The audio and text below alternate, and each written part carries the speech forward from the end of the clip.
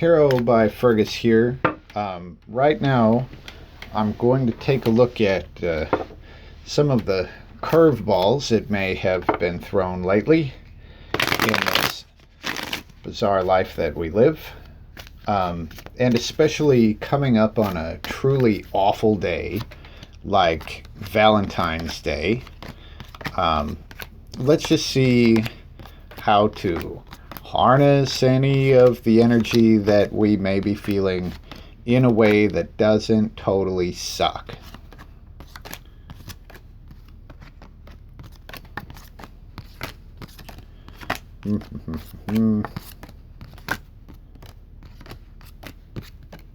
Whenever I do a reading for someone at this point,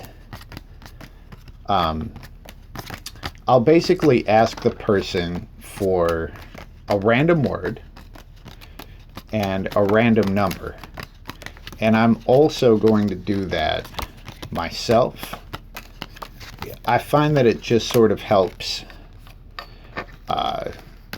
being in touch with the self, self-harmony, all of that stuff. And it does immediately poke at self-awareness, which seems like a pretty good idea. So as I grab these things and give them the old shuffle, that's what we will be doing. The word that's been in my mind the whole time is pig spit. And the number is 13. So let's just see about old pig spit 13. I gotta move my chair over here just a little bit without setting my apartment on fire with all of these candles. All right, pig spit 13. What the fuck do we do to keep this week from being really, really shitty? I think these are pretty much ready. We'll do the old cut. All right, that's all that needed. So, the root card. Dun, dun, dun.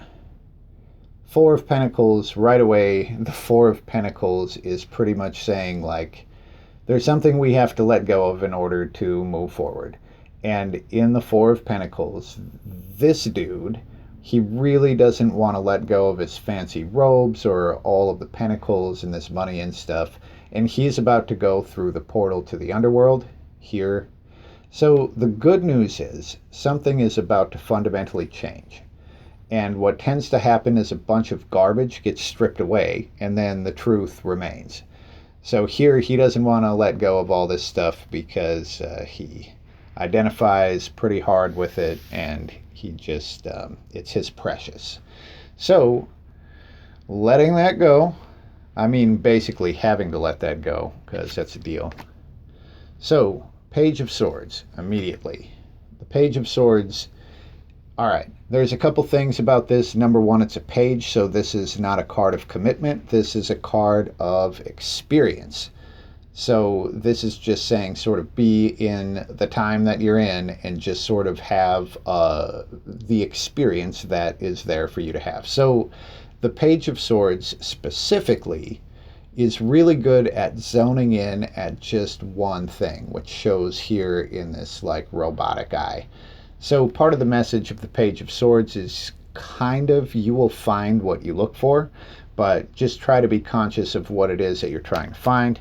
So here, let's look at where he's looking. And we get the King of Wands. So the King of Wands, I was going to say the King of Wands, which is how I usually say it to myself. And I always laugh. All right, the King of Wands. So this is like the ultimate father figure. The deal about the King of Wands is he lives the example that he would want to set for other people. He definitely walks the walk, The King of Wands is the opposite of a hypocrite. So here, it's basically see what it would be like if you actually did the things that you believe are the right things to do. All right, so let's just look back here and see what is being left behind. And that is basically combining these two different elements together to make a third element.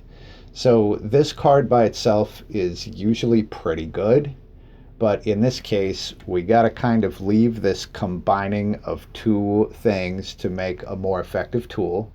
We got to leave that behind and move forward here, keeping an eye on just being the example that you would want to set. So, all right, we'll just put a guiding light card down because this is like, you know, do your shit pretty much. So the guiding light card, Page of Wands. So again, it's a page. So the page is saying do not freak yourself out about commitment. The Page of Wands is just about having an experience, right? And the page is very optimistic. And part of the deal about the page being a little kid is they're very open to learning. Like they kind of admit and they understand that they don't know shit.